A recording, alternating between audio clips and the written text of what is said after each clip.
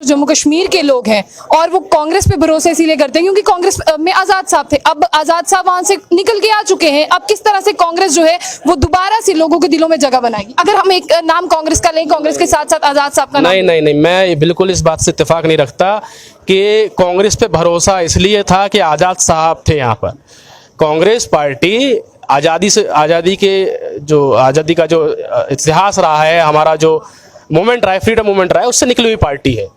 जम्मू कश्मीर के सियासी गलियारों में जो है वो कांग्रेस में काफी हलचल देखने को मिल रही है। वहीं आप देख रहे हैं कि एक बहुत बड़ी लॉबी जो है गुलाम नबी आजाद के रेजिग्नेशन के बाद में जो है कांग्रेस को अलविदा कह चुकी है। अब जो गुलाम नबी आजाद हैं वो 4 तारीख को जम्मू कश्मीर में आएंगे, उसके बाद में जो अपनी नेशनल पार्टी बनाएंगे और यहाँ पर जम्मू कश्मीर का दौरा भी करेंगे। वहीं हमारे साथ बातचीत करने के लिए स्पोक्स पर्सन है AICC के देवाशीष जजरिया है हमारे साथ, हम इनसे बात करेंगे। सबसे बड़ी बात यह है कि जो कांग्रेस छोड़ के अब आ चुके हैं, उन्होंने कहा है कि गुलाम नबी आजाद साहब के बिना कांग्रेस जीरो है। क्या आप मानते हैं? ये तो वही बात हो गई कि कोई नेता आज़ादी के समय कह देता कि कांग्रेस नहीं होगी तो भी आज़ादी मिल जाएगी। ये कांग्रेस एक नेशनल पार्टी है, 126 साल पुरानी पार्टी है और इस पार्टी ने कांग्रेस पार्टी ने आज़ाद साहब को और तमाम नेताओं को बहुत कुछ दिया है। अगर हम ये सोचने लग जाएं कि पार्टी के हम हट जाएंगे तो पार्टी खत्म हो जाएगी, तो उनका मुगालता है। ऐसा बहुत लोगों ने सोचा है और मुंह के बल गिरे हैं, धराशायी हुए हैं। इसमें कोई बड़ी बात नहीं है। लेकिन अगर आप देखें कि चलिए आजाद साहब तो गए, लेकिन उनके पीछे पीछे एक जन सैलाब उमड़ आया रेजिग्नेशन का, उसके बारे में भी जानना चाहिए। देखिए, जब कोई नेता टॉप लीडरशिप में 30-40 साल तक रहता है तो निश्चित तौर पे ये स्वाभाविक है कि उसके कार्यकर्ता उस पार्टी में होते हैं।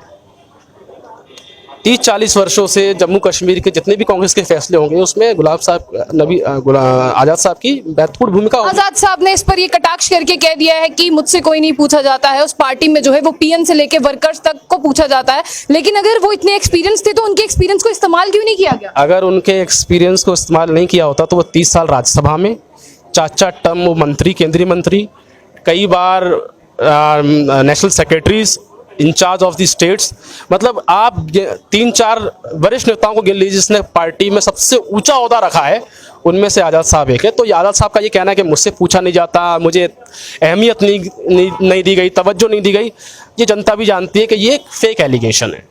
लेकिन अब जिस तरह से आप देख रहे हैं कि लगातार अब जो कांग्रेस में बच चुके हैं, यानी जम्मू कश्मीर की राजनीति की हम बात कर रहे हैं, वो कह रहे हैं कि जो आज़ाद साहब है, क्या आप इससे मुतमईन हैं उनके जवाबों से कि वो BJP के साथ मिल चुके हैं? देखिए, ये बात तो आज़ाद साहब बेहतर बता पाएंगे और भविष्य घर में ये बात छिपी हुई है। जिस तरीके की आज की जो पॉलिटिक्स है, जिस तरीके से उन्होंने सॉफ्ट कॉर्नर रखा हुआ, और हम लोगों ने पिछले 1 साल का घटना चक्र हम जो देखे उसमें हम लोगों ने देखा कि he has a soft corner towards the BJP, specially towards prime minister Modi. तो जनता से छिपी नहीं कोई बात, तो उनके सामने चैलेंजेस हैं। अगर वो राजनीति में आते हैं तो वो ऐसा ना हो कि वो पंजाब के अमरिंदर सिंह बन जाएं, ये इसके भी बड़े चांसेस हैं। तो जनता समझदार है, जनता ये देख रही है, जम्मू कश्मीर की जनता भी देख रही है कि जिस दिन से यहाँ पर 370 धारा को ख़त्म किया गया और जिस तरीके से जम्मू को कश्मीर को पूरा बंद कर दिया गया और यहाँ पर पूरा जो राइट्स थे, जो लिबर्टी के राइट्स थे, जो जनता के जो लोकतंत्र के अधिकार थे, उनको छीन लिया गया, स्टेटहुड छीन लिया गया। उसके बाद कांग्रेस पार्टी एक पार्टी थी जो खड़ी रही, तमाम प्रयास किया गया। जैसे हम एक नेता का नाम लेते ज्योतिरादित्य सिंधिया जी, ये भी थे। इन्होंने जब 370 का समर्थन कर दिया था, उसके बाद हमने क्या देखा, आखिरी में BJP के पाले में चले गए। ऐसे तमाम नेता हैं तो जिनका आइडियोलॉजिकल डिफरेंसेस रहा और पार्टी में BJP में चले गए। तो ये भविष्य गर्भ में है कि वो BJP के साथ जाएंगे या नहीं जाएंगे। अभी तो ये दिख रहा है कि उनका सॉफ्ट कॉर्नर है। ठीक है। अब मुझे ये बताइए, क्योंकि यहाँ पर जो जम्मू कश्मीर के लोग हैं और वो कांग्रेस पे भरोसा इसीलिए करते हैं क्योंकि कांग्रेस में आजाद साहब थे। अब आजाद साहब वहां से निकल के आ चुके हैं। अब किस तरह से कांग्रेस जो है वो दोबारा से लोगों के दिलों में जगह बनाएगी? अगर हम एक नाम कांग्रेस का लें, कांग्रेस के साथ साथ आजाद साहब का नाम। नहीं, मैं बिल्कुल इस बात से इत्तेफाक नहीं रखता कि कांग्रेस पे भरोसा इसलिए था कि आजाद साहब थे यहाँ पर। कांग्रेस पार्टी आज़ादी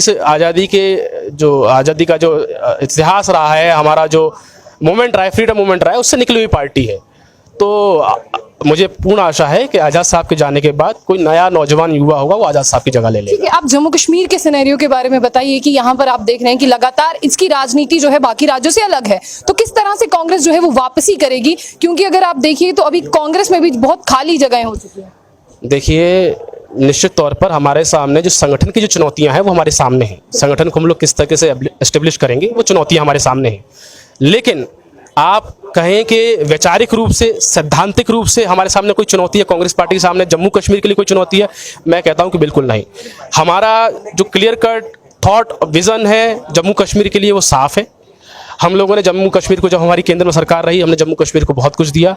यहाँ मनमोहन सिंह जी की सरकार में मुझे अच्छे से याद है कि मेरे साथ मैं जब कॉलेज पढ़ता तो बहुत सारे जम्मू कश्मीर के स्टूडेंट्स पूरे देश भर में स्टडीज़ ले रहे थे। मतलब स्थिति ऐसी हो गई थी कि जम्मू कश्मीर पूरे देश के लिए खुल गया था और देश में जम्मू कश्मीर के जो नौजवान थे उनका सम्मान होता था। आज वो स्थितियाँ नहीं है। तो जो कांग्रेस की आइडियोलॉजी है वो क्लियर कट है जनता के सामने, और जम्मू कश्मीर की जो आवाम है वो कांग्रेस की आइडियोलॉजी में बिलीव भी करती है। तो हम उसी पर मुख्य रहेंगे। संगठन की चुनौती हमारे सामने है, उसको हम दुरुस्त कर लेंगे। ये थे हमारे साथ देवेशी जिन्होंने जानकारी दी अब आगे किस तरह से जो है वो कांग्रेस बढ़ेगी। हालांकि यहाँ आप देख रहे हैं कि जिस तरह से कांग्रेस की अगर हम बात कर रहे हैं अभी उसमें उथल पुथल जारी है, लेकिन आने वाले समय में किस तरह से कांग्रेस आगे बढ़ती है, किस तरह से अपने संगठन को मजबूत करती है, जहां पर खालीपन देखा जा रहा है, वो देखने वाली बात है। तो ऐसी और भी अपडेट्स के लिए देखते रहिए जुम बुलेटिन। आशिया खान के साथ, अल्लाह हाफ़िज़।